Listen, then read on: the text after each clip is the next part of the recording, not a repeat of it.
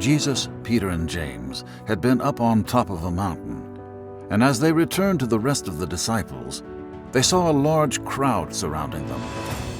A group of some teachers of religious laws were a part of the crowd, and they were arguing with the disciples. When the crowd saw Jesus, they were overwhelmed with awe, and they ran to greet him. "What is all this arguing about?" Jesus asked. One of the men in the crowd spoke up and said, "Teacher, I brought my son so that you could heal him. He is possessed by an evil spirit that won't let him talk. And whenever this spirit seizes him, it throws him to the ground, and he foams at the mouth, grinds his teeth, and becomes rigid. So I asked your disciples to cast out the evil spirit, but they couldn't do it."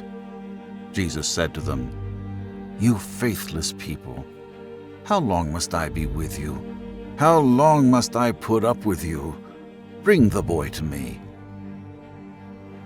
When they brought the boy to him, the evil spirit saw Jesus, and it threw the child into a terrible fit.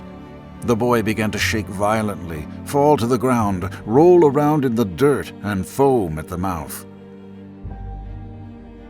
As Jesus witnessed the torment this evil spirit was causing the boy, he asked, "How long has this been happening?"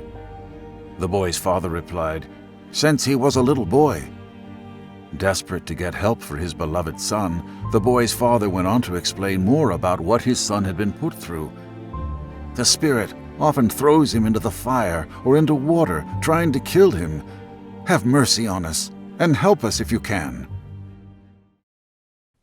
"What do you mean, if I can?" Jesus asked. "Anything is possible if a person believes."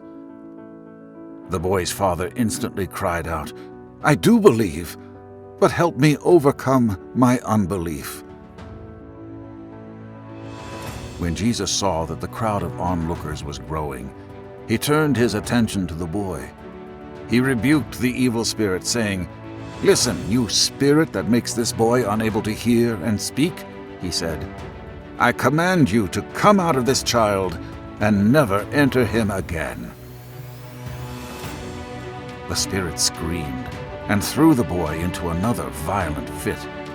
Then, as Jesus had commanded, it left the boy, leaving him to appear dead.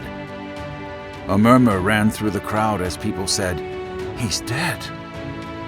But Jesus took him by the hand and helped him to his feet, and the boy stood up.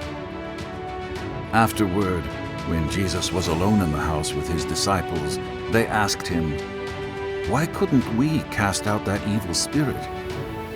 Jesus replied, "This kind can be cast out only by prayer."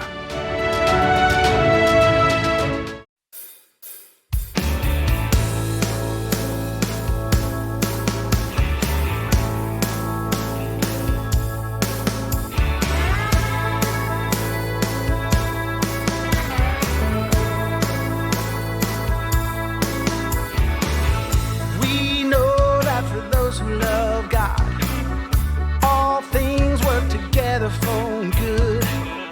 We know that for those who love God, all things work together for good. For those who are called according to His purpose. For those who are called according to His purpose.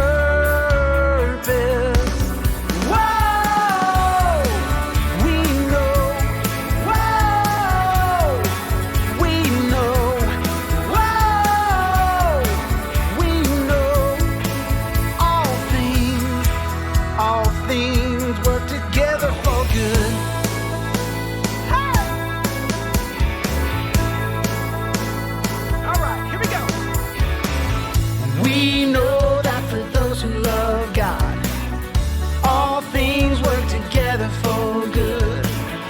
We know that for those who love God, all things work together for good.